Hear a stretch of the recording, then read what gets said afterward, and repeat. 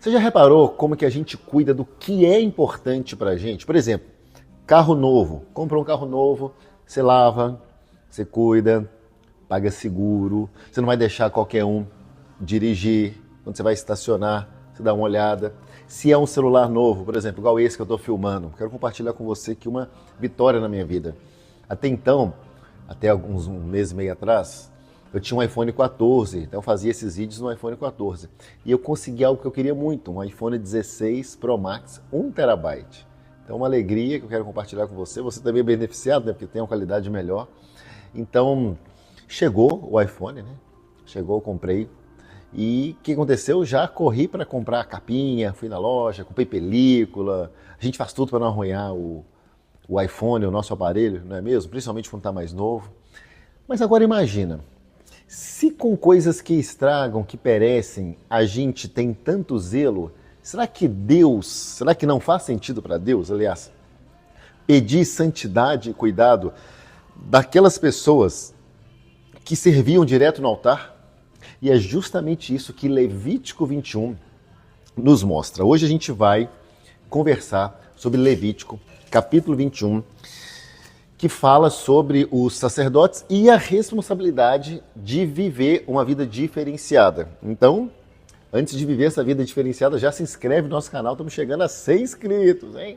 Deixa o seu like, compartilha esse vídeo com alguém que você gosta, alguém que também ama mergulhar na Bíblia, porque isso ajuda muito o nosso canal a crescer, isso nos motiva, também nos dá aquele up e faz com que a gente cada dia mais traga esse conteúdo para você.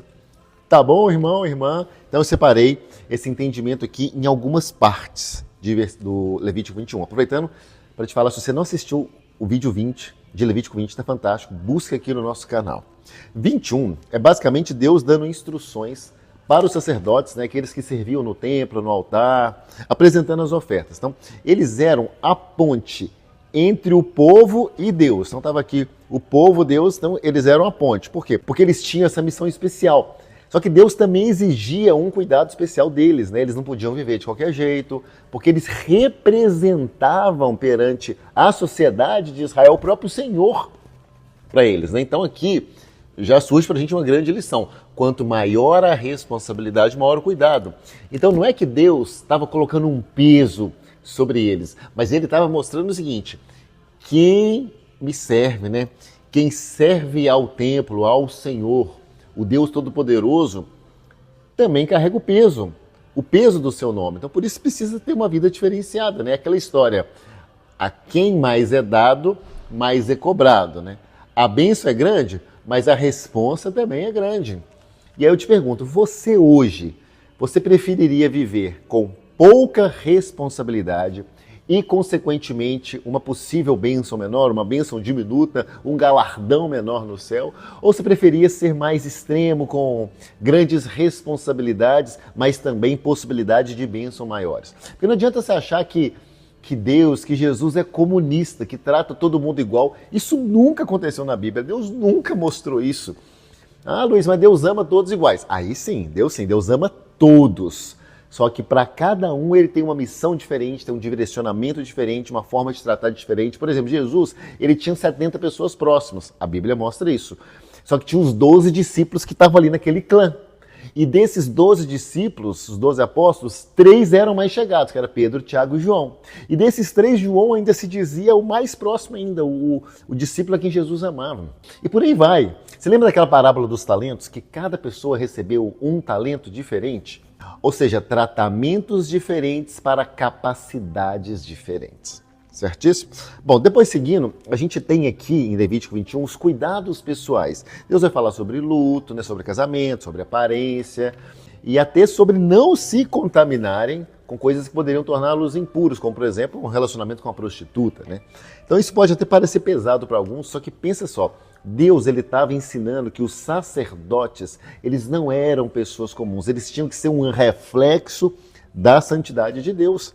Como diz aqui, considere-no santo, porque ele oferece o alimento do santo Deus, tá no versículo 8. Então, trazendo isso para o nosso dia a dia, nós também somos sacerdotes, somos chamados para ser sacerdotes. Está lá em 1 Pedro, se não me engano, no capítulo 2, Então isso não significa que você não pode viver a sua vida normal, mas significa que você agora carrega a presença de Deus aonde você vai. Então as nossas escolhas, né, como a gente trata as pessoas estão nos vigiando o tempo inteiro. Você que é crente, você vai ser vigiado, vai ser olhado. Como a gente reage nos momentos difíceis, eles ficam de olho. Como a gente cuida da nossa vida. Tudo isso vai mostrar se realmente a gente está levando a sério o nosso chamado de Deus. E por fim, a gente tem a questão aqui da integridade. No final do capítulo 21 aqui da minha Bíblia. A gente tem 10 anos que tem essa Bíblia. Bíblia de estudo da Joyce Meyer. No final do capítulo, fala assim, Deus fala sobre a integridade física dos sacerdotes. Que eles não poderiam ter defeitos para ministrar diante do altar. Isso pode até soar duro. Eu lembro quando eu li isso pela primeira vez, né, eu fiz alguns questionamentos sobre isso. Nossa, mas a pessoa não pode ter defeito, não pode ser anão e tal. Só que eu entendi que não é que Deus está rejeitando as pessoas com limitações. Não, isso é um símbolo. Isso está simbolizando que o sacerdote no caso, está representando Cristo, que é o Cordeiro perfeito. Então é tudo sobre ele, está tudo apontando sobre ele. Gente, o Antigo Testamento o tempo inteiro aponta para Cristo. E os judeus até hoje, alguns, não conseguem entender isso. Então isso nos ensina que Deus se importa o quê? Com a integridade do nosso coração. Nosso coração sim precisa ser íntegro, né? Ele não está olhando se você tem defeito físico, mas se o seu interior está íntegro diante dele. O seu coração sim não pode ser defeituoso. É o seu coração que está dentro de você.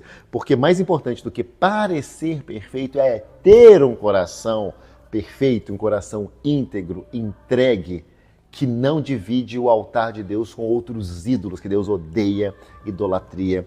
Ele não aceita dividir a bênção dele, a glória dele com ninguém, e nem com a gente. Então o que esse capítulo fala com a gente hoje? Primeiro, que servir a Deus exige compromisso. Não dá para viver de qualquer maneira servindo a Deus. Tem que ser compromisso, santidade, pontualidade, diligência. Deus cobra demais diligência de mim, gente.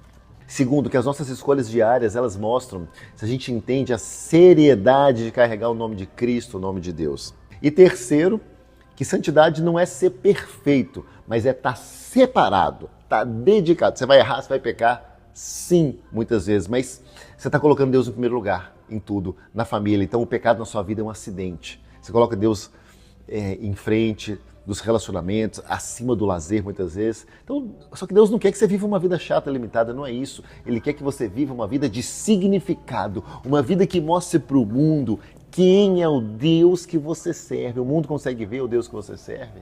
O mundo consegue entender que você é diferente, você é um crente verdadeiramente. Então, tomando um cafezinho para a gente concluir de vez isso aqui.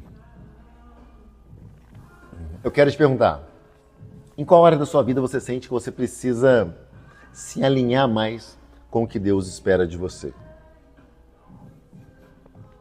Escreve aqui nos comentários. Qual área?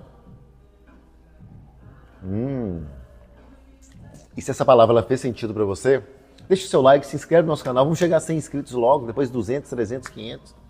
Compartilha esse vídeo. E claro, também tem o 5am, aqui tem o link do 5am. 5 horas da manhã é um tempo especial de oração, de busca, de intercessão, de cura, de milagres, de amizades. É uma benção. Amanhã estarei lá no 5am. Amanhã vai ser uma quarta-feira. Aguardo você. Que Deus te abençoe.